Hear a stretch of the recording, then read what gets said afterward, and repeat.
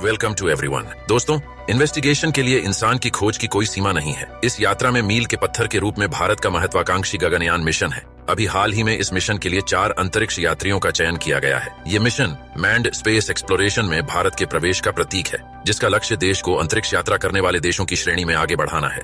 Selected astronaut Bharat की वैज्ञानिक और इंजीनियरिंग स्किल्स से लैस हैं। गगनयान मिशन न केवल भारत के लिए बल्कि वैश्विक अंतरिक्ष कम्युनिटी के लिए महत्वपूर्ण संभावनाएं रखता है। ये स्पेस टेक्नोलॉजी में आत्मनिर्भरता की दिशा में भारत की छलांग और मानव अंतरिक्ष उड़ान को आगे बढ़ाने की क्षमता का प्रतीक है। इस मिशन के साथ भारत एस्ट्रोनॉट्स को अंतरिक्ष में भेजने में सक्षम देशों के एक चुनिंदा समूह में शामिल हो जाएगा, जिससे अंतरिक्ष की दौड़ में भारत एक मजबूत खिलाड़ी बनेगा। इस मिशन के कई उद्देश्य हैं, जिसमें माइक्रोग्रेविटी में वैज्ञानिक प्रयोग करने से लेकर स्पेस इन्वेस्टिगेशन में भारत की तकनीकी शक्ति को बढ़ाना भी शामिल है। जानेंगे और भी बहुत कुछ, साथ ही इसरो के फ्यूचर मिशन के बारे में भी। तो बने रहिए हमारे साथ और चैनल को लाइक और सब्सक्राइब जरूर करें। दोस्तों, चांद और सूरज के बाद भारत एक बार फिर अंतरिक्ष पर इतिहास रचने को तैयार है। दरअसल भारतीय अंतरिक्ष एजेंसी इसरो अपने गगनयान मिशन पर काम रही है। चंद्रयान और आदित्य L1 की सफलता के बाद ये मिशन इसरो को और बुलंदियों पर पहुंचाएगा। गगनयान भारत का पहला मानव मिशन होगा। भारत का पहला मानव अंतरिक्ष मिशन गगनयान जल्द लॉन्च होने वाला है। भारत के गगनयान मिशन का लक्ष्य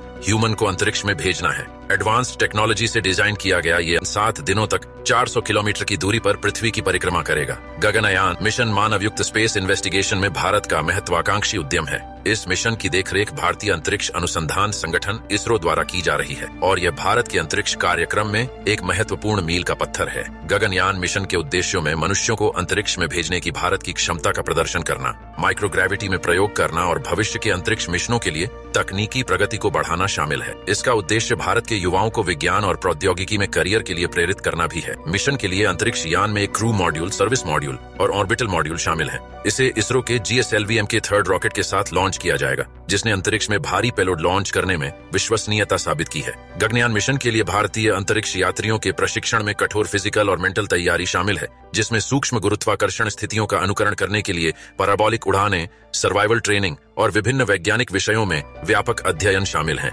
पीएम मोदी ने जब 2018 में भारत के पहले मानव अंतरिक्ष मिशन गगनयान की घोषणा की थी, तभी से संभावित अंतरिक्ष यात्रियों के नामों पर सस्पेंस बना हुआ था। इस मिशन के लिए 4 अंतरिक्ष यात्रियों के नाम आ चुके हैं। मंगलवार 27 फरवरी को प्रधानमंत्री नरेंद्र मोदी ने केरल के तिरुवनंतपुरम के पास थुम्बा में विक्रम साराभाई अंतरिक्ष केंद्र में इनके नामों की घोषणा की। अब उस सस्पेंस से पर्दा उठ गया है। इनके नाम प्रशांत बालकृष्ण नायर, अंगद प्रताप, अजीत कृष्णन और विंग कमांडर शुभांशु शुक्ला हैं। नामित एस्ट्रोनॉट्स में भारतीय वायुसेना के या तो विंग कमांडर हैं या फिर ग्रुप कैप्टन हैं, जिन्हें टेस्ट पायलट के तौर पर काम करने का लंबा अनुभव है। ऐसे में समझा जा सकता है कि कुछ भी गड़बड़ होने की स्थिति में ये उसी हिसाब से फौरन एक्शन लेने के लिए पहले से ही ट्रेंड है। कर्नाटक के बेंगलुरु में स्पेस एजेंसी के एस्ट्रोनॉट ट्रेनिंग फैसिलिटी सेंटर पर फिलहाल इनकी ट्रेनिंग चल रही है। इसरो और रूसी स्पेस एजेंसी रॉसकॉस्मोस की यूनिट ग्लेवकॉस्मोस के बीच जून 2019 में इनकी ट्रेनिंग के लिए एक MOU साइन हुआ था, जबकि फरवरी 2020 से मार्च 2021 तक इन्हें रूस के Yuri Gagarin cosmonaut training centre में प्रशिक्षण दिया गया था। नासा भी इन एस्ट्रोनॉट्स को 2024 के अंत में मिशन के लिए ट्रेन करेगी और इस बात की पुष्टि नासा के बिल नेल्सन ने दिल्ली में की थी। वैसे इन एस्ट्रोनॉट्स का चयन IAF के इंस्टीट्यूट ऑफ एरोस्पेस मेडिसिन में हुआ है। 4 में से सिर्फ 3 ही गगनयान मिशन के हिस्से के तहत स्पेस में जाएंगे। 3 दिन के मिशन के बाद ये लोग पृथ्वी पर वापस लाए जाएंगे और तब इनकी लैंडिंग समुद्र में कराई जाएगी। PM ने कहा, ये 4 ऐसी ताकतें हैं जो देश के 140 करोड़ लोगों की आकांक्षाओं को समाहित करती हैं। 4 दशक बाद कोई भारतीय अंतरिक्ष में जाने के लिए तैयार है और इस बार समय और यहाँ तक कि रॉकेट भी हमारा ही है। मुझे गर्व और खुशी है कि गगनयान मानव अंतरिक्ष उड़ान मिशन में इस्तेमाल किए गए अधिकतर पुर्जे भारत में बने हैं। उन्होंने और भी कहा कि पिछले साल भारत चंद्रमा के दक्षिणी ध्रुव क्षेत्र में उतरने वाला पहला देश बन गया। आज शिव शक्ति बिंदु पूरी दुनिया को भारत की सफलता से परिचित कराता है। आज हम एक और ऐतिहासिक क्षण का हिस्सा हैं। ये सिर्फ 4 नाम या 4 लोग नहीं हैं। ये वे लोग हैं जो 140 करोड़ आकांक्षाओं को अंतरिक्ष में ले जाएंगे। वायुसेना का फोकस अब स्पेस पर है, उसके मुताबिक अपने तौर तरीके में वह बदलाव कर रही है। अब इसरो के साथ साथ वायुसेना और नौसेना भी इस मिशन को सफल बनाने में जुट गई है। पहली बार अपनी देश के रॉकेट से कोई आसमान में जाकर रहेगा। ये सब इसरो अपने बलबूते करने जा रहा है। कहने भर को इसरो को फ्रांस और रूस से थोड़ी बहुत मदद मिली है। वायुसेना के 100 पायलटों में से मिशन गगनयान के लिए 4 पायलटों को चुना गया है। यह टेस्ट पायलट होने के साथ साथ फाइटर पायलट भी हैं। गगनयान में जाने के लिए वायुसेना के पायलटों को चुनने की वजह यह है कि ये पायलट स्पेस के हालात से वाकिफ होते हैं। उनको उड़ान का अच्छा अनुभव होता है। अंदाजा लगाइए, जब आप धरती से आसमान में जाते हैं तो अचानक आपको चारों तरफ अंधेरा दिखने लगता है। अभी चुने गए पायलटों की ट्रेनिंग चल रही है। फिजिकल फिटनेस के साथ साथ एस्ट्रोनॉट को कठिन ट्रेनिंग दी जा रही है। इसकी वजह मिशन का कठिन होना है। जमीन से 300 से 400 किलोमीटर ऊंचाई पर इनको एक कैप्सूल में रहना है। जब मिशन पूरा हो जाए तो कैसे कैप्सूल को सुरक्षित पानी में गिराना है, इसका भी यूनिक मैकेनिज्म है। अगर किसी कारणवश इसे समुद्र में सुरक्षित नहीं उतारा जा सके तो उसमें पैराशूट भी लगा होता है, जिससे पायलट सुरक्षित जमीन पर आ सके। इसरो अपने test vehicle TVD-1 single phase liquid propulsion rocket के सफल लॉन्च का प्रयास करेगा। इस क्रू मॉड्यूल के साथ टेस्ट व्हीकल मिशन समग्र गगनयान कार्यक्रम के लिए एक महत्वपूर्ण मील का पत्थर है। अगर इसरो के फ्यूचर मिशन की बात करें तो NASA ISRO synthetic aperture radar यानी निसार नासा और इसरो के बीच एक सहयोगात्मक प्रयास पृथ्वी ऑब्जर्वेशन में क्रांति लाने के लिए तैयार है। लो अर्थ ऑर्बिट में काम करते हुए यह ऑब्जर्वेटरी हर 12 दिनों में वैश्विक मानचित्रण पूरा करेगी, जो पृथ्वी के ecosystem, ice mass, plant biomass, समुद्र के बढ़ते स्तर, भूकंप और सुनामी जैसे प्राकृतिक खतरों पर व्यापक डेटा पेश करेगी। शुक्रयान-1 इस मिशन का लक्ष्य सूर्य से दूसरे ग्रह शुक्र का अध्ययन करना है। इस मिशन के इसी साल के बाद के महीनों में लॉन्च होने की उम्मीद है और यह शुक्र ग्रह पर भारत का पहला मिशन होगा। मिशन ग्रह के वायुमंडल, सतह और भूविज्ञान का अध्ययन करेगा और ग्रह के विकास में मूल्यवान अंतर्दृष्टि प्रदान करेगा। मंगलयान-2 पिछली सफलताओं के आधार पर इसरो का लक्ष्य इस साल में मार्स ऑर्बिटर मिशन का दूसरा वर्जन लॉन्च करना है। यह मिशन मंगल की सतह, वायुमंडल और जलवायु परिस्थितियों के बारे में हमारी समझ को गहरा करना चाहता है। रिसेट-1A